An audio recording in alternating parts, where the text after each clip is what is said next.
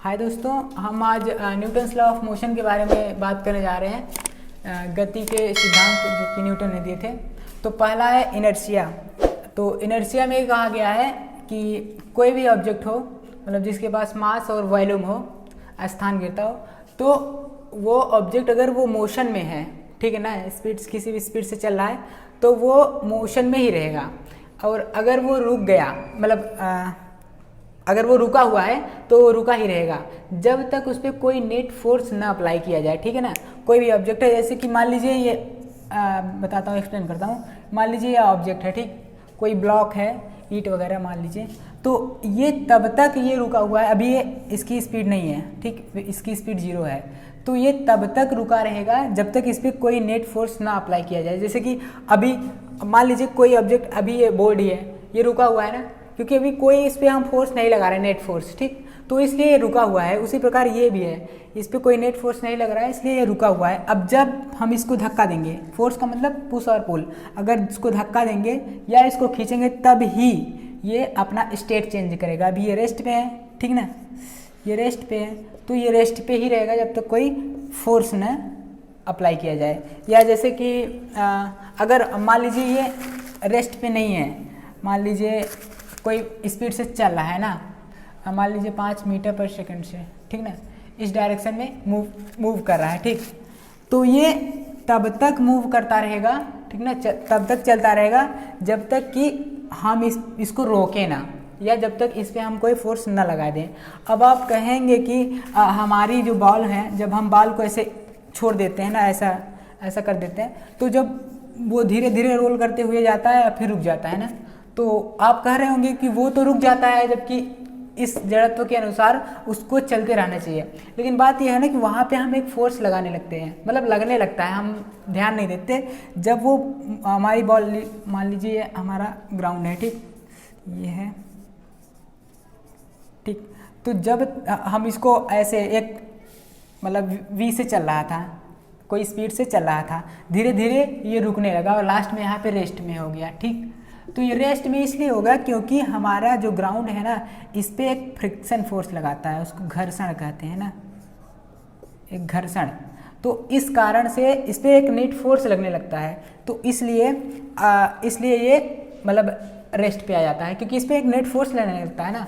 तो हम कहें जब तक कोई नेट फोर्स ना लगे तब तक ये चलता रहेगा, ठीक। अब मान लीजिए आपने एकदम इस सरफेस को, ठीक, एकदम से स्मूथ कर दिया, एकदम प्लेन कर दिया, जो कि पॉसिबल है नहीं, ठीक, फिर भी मान लीजिए बहुत ज़्यादा स्मूथ कर दिया, तो हमारे बहुत ज़्यादा चांस है कि हमारा बॉल को अगर आप छोड़ दिया जाए तो बहुत दूर तक चला जाएगा, ठीक, बाद में रुकेगा, क्योंकि थोड़ी सी हमारे पास वो एरर आएगी, मतलब थोड़ा सा घर्षण तो लगे ही जाएगा, क्योंकि हम किसी को 100% स्मूथ नहीं कर सकते, ठीक, तो वो बहुत दूर तक जाएगा, क्योंकि वहाँ पे ये जो हमारा नेट फोर्स लग रहा है ना अपोजिट डायरेक्शन में, तो वो नहीं लगेगा, तो हम दूर तक ये मूव करेगा। तो यही था हमारा कि जड़त्व, मतलब रेस्ट पे है तो रेस्ट में ही रहेगा, मोशन में है तो मोशन में ही रहेगा जब तक कोई भी उस पर वो ना लगे, नेट फोर्स न लगे। इसका एग्जांपल ऐसा भी देख सकते हैं। एक इंटरेस्टिंग एग्जांपल है कि चेंज कर लेते हैं कलर। ये हम मान लीजिए बस है, ठीक, बस है और ये चल रही है, ठीक। जब ये चल रही होती है किसी स्पीड से 5 मीटर पर सेकंड मान लीजिए, ठीक ना, तो हम बैठे हैं, ठीक, तो हमें कुछ नहीं महसूस होता, ठीक, जब ये गाड़ी, मतलब ये बस जो भी है, जब ये v की स्पीड से जा रही होती है तो हम भी इसी के साथ जा रहे होते हैं। लेकिन जब ये रुक जाती है तो हमको एक झटका सा लगता है, हम पीछे चले जाते हैं ना। तो इसका यही कारण है कि जब ये धीरे मूव कर रही थी, हम इस पर बैठे थे, तो हम भी यहाँ पे v स्पीड से, मतलब 5 मीटर पर सेकेंड की स्पीड से हम भी जा रहे थे, ठीक, तो हमारे पास अभी, ठीक है ना, जा रहे थे। लेकिन जब ये यहाँ पे कार रुक गई क्योंकि इसके इन्होंने ब्रेक वगैरह लगाया होगा, तो कार को तो इन्होंने रोक दिया, ठीक, क्योंकि कार चल रही थी, उस पर हमने फोर्स लगा दिया, लेकिन फोर्स कार पे ही लगा है ना। तो इस कार को तो हमने, ये डिब्बा है, इसको हमने रोक दिया, लेकिन बात यह है कि हमको तो किसी ने नहीं रोका ना, हम सीट पे बैठे हैं, हम पे किसी ने फोर्स नहीं अप्लाई किया, तो हम ऐसे ही जाते रहेंगे, आगे ही जाते रहेंगे, ठीक। तो इसीलिए जैसे कार रुकती है तो हम आगे वो हो जाते हैं ना, झुक जाते हैं, तो इसी कारण हम जब कार रुक जाती है तो हम आगे मतलब झुक जाते हैं, ठीक है ना। तो यही हमारा यही बताता है, ये एक एप्लीकेशन है कि इनर्शिया यहाँ पे भी लगता है। हम v स्पीड से जा रहे थे तो हम चाह रहे थे कि हम v ही स्पीड से रहें, ठीक, पर चूंकि यहाँ पे ये फोर्स, ये रुक गया तो ये तो रुक गया क्योंकि इस पर फोर्स लग गया, लेकिन हमारे ऊपर कोई फोर्स नहीं लगा था, इसलिए हम चलते ही रहते हैं। और जब गाड़ी रुक भी जाती है तो हम सब मूव करते हैं तो आगे, इसलिए हम आगे मतलब थोड़ा सा झटका खा के आगे गिर जाते हैं। तो ये था हमारा। और अगर आपको कोई ढेर सारा है, जैसे कि अब बस जो जा रही होती है ना, बस मुड़ती है तब भी हमारे पास एक, हम मान लीजिए ये बस ऐसे जा रही है, ऐसे मुड़ रही है ना बस, ये हमारी बस ऐसे जाती है मुड़ जाती है, तो वहाँ पर भी हमारे पास इनर्शिया लगता है। हम इस डायरेक्शन में जा रहे थे, ठीक, तो गाड़ी जब इधर मुड़ गई क्योंकि गाड़ी पे एक नेट फोर्स लग रहा है उसका, वो जो भी इंजन वगैरह से, लेकिन हम इस डायरेक्शन में मूव करते हैं तो हम इस तरफ झटका खा जाते हैं ना। तो यही है इनर्शिया। और दूसरा देखते हैं जल्दी से, नहीं ठीक, दूसरा है, ये हमारा फर्स्ट था, दूसरा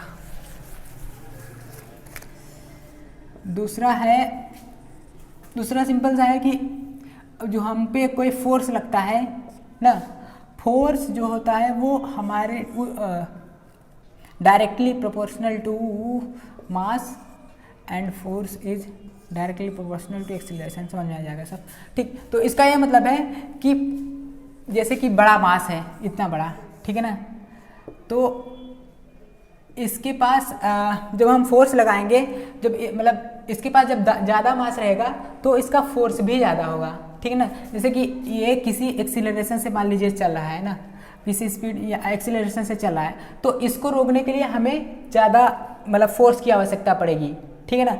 तो इसलिए हमारा फोर्स जो है डायरेक्टली प्रोपोर्शनल टू मास है, मतलब जैसे जैसे मास बढ़ेगा वैसे वैसे फोर्स भी बढ़ेगा। मान लीजिए ये 5 किलो था, ठीक ना, मान लीजिए 20 किलो हो गया, तो उसको उस पर हम ज़्यादा फोर्स, जब एक्सीलरेशन से किसी चल रहा होगा 5 मीटर पर सेकेंड स्क्वायर से, ठीक, तो ये ज़्यादा फोर्स लगाएगा, ठीक है ना।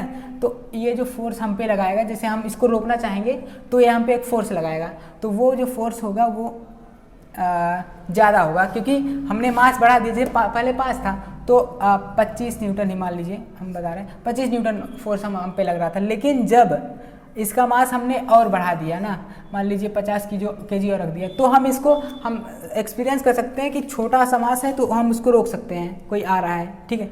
लेकिन अगर बहुत बड़ी बस आ रही है तो हम उसको नहीं रोक सकते, क्योंकि उसमें ज़्यादा फोर्स लगेगा हमको, ठीक, वो हम पे ज़्यादा फोर्स लगाएगा, इसलिए हम पीछे हो जाएंगे, वो चलता ही रहेगा, ठीक। तो इसलिए ये हम सिंपल सा देख सकते हैं कि जो फोर्स है डायरेक्टली प्रोपोर्शनल टू मास है, जैसे जैसे मास बढ़ेगा वैसे वैसे फोर्स बढ़ेगा। और एक्सीलरेशन का मतलब होता है कि rate of change of velocity, ठीक ना। अब ये एक्सीलरेशन का मतलब होता है कि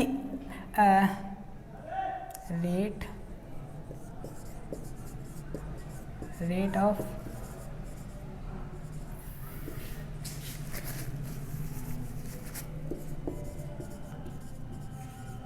चेंज ऑफ वेलोसिटी, ठीक है। इसका मतलब है कि कितनी जल्दी हम अपने किसी वेलोसिटी को चेंज करते हैं। जैसे ये तो डेफिनेशन था, देख लीजिए। तो इसमें क्या है कि एक्सीलरेशन का मतलब हम बता रहे हैं कि मान लीजिए ये हमारा हाथ है ना, ये हमारे हाथ में एक छड़ी है, मान लीजिए ये छड़ी है, ठीक, छड़ी है, और हम इसको, आप यहाँ पे मेरा हाथ है, ठीक, आप इसको मारना चाह रहे हैं ना, तो अगर मान लीजिए ये मेरा हैंड है, ठीक, तो आप इसको मारना चाह रहे हैं तो आप ऐसा मार सकते हैं। मान लीजिए आप 1 मिनट लगाते हैं मारने के लिए, ऐसे करते हैं, 1 मिनट में आपका ये मूव ऐसे छड़ी करेगा, फिर जाएगा ऐसे मार देगा मुझको, ठीक, मुझे लगेगा। लेकिन जब आप इसी को ऐसे करते हैं, ये हमारी ये स्टिक है, इसको आप ऐसे मार देते हैं, ठीक, मतलब बहुत छोटे टाइम में आप ऐसे मार देते हैं, ठीक, तो वहाँ पे क्या होता है, वहाँ पे हमें तेज लगता है। क्यों? क्योंकि हमने छोटे ही टाइम में इसकी वेलोसिटी पहले 0 थी, पहले ऐसे रखा था, अब ऐसे मार दिया, ठीक। तो इसमें क्या हो रहा है कि हमारी वेलोसिटी पहले 0 से 5 मीटर पर सेकेंड बहुत तेज़ी से हो जा रहा है, मतलब कि जो वेलोसिटी का चेंज था बहुत छोटे समय में बहुत ज़्यादा हो गया है ना। जैसे यहाँ पे 1 मिनट, पूरा 1 मिनट लग रहा था ऐसे मारने में, ऐसे धीरे धीरे ऐसे जाते फिर ऐसे मारते, ठीक। तो वहाँ पे क्या हो रहा है कि जितनी जल्दी, जितना झटके से आप इसको हमें मारेंगे उतना ज़्यादा हम पे फोर्स लगेगा, फोर्स लगेगा मतलब हमको हर्ट होगा, ठीक। तो जितनी तेज़ी से आप ऐसे करेंगे तो उतने ज़्यादा हम पे फोर्स लगेगा, ठीक ना, ये भी एक फोर्स ही तो लग रहा है ना।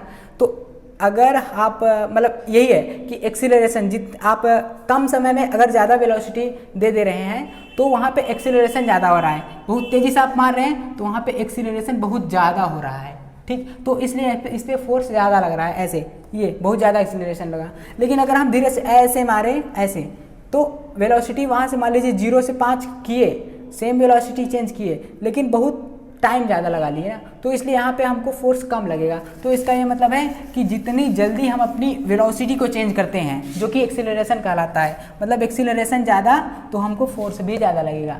एक तो मास हुआ और एक एक्सीलरेशन हुआ, ज़्यादा एक्सीलरेशन होगा तो ज़्यादा तेज़ लगेगी, जैसे ये लग गया, जानते होंगे, अच्छा नहीं लगता, ठीक। हाँ, तो ठीक है, यही है कि force is directly proportional to mass and acceleration. इसको हम कंबाइन कर लेते हैं तो फोर्स बराबर मास इनटू एक्सीलरेशन हो जाता है, ठीक। तो ये हमारा सेकंड लॉ ऑफ मतलब न्यूटन्स का सेकंड लॉ ऑफ मोशन था। अब आते हैं थर्ड पे, जल्दी। तीसरा था, एकदम सिंपल है, तीसरा था कि every action has equal and opposite reaction. इसको कहते हैं एक्शन रिएक्शन।